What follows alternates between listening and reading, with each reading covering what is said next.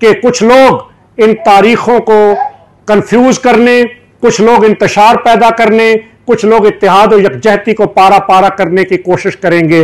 वो माजी में भी करते रहे, लेकिन आपने उन साजिशों से घबराना नहीं है, आपने परेशान नहीं होना। 2 सितंबर को मुल्कगीर शटर डाउन हड़ताल करके जुल्म के निजाम के खिलाफ अलम बगावत बुलंद करना है।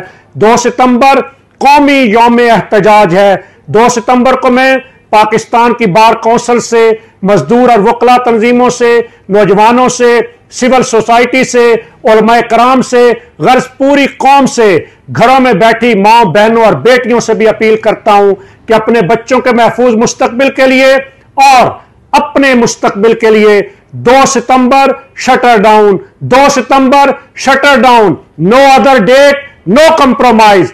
अब एहतजाज होगा, हड़ताल होगी, 2 सितंबर को होगी।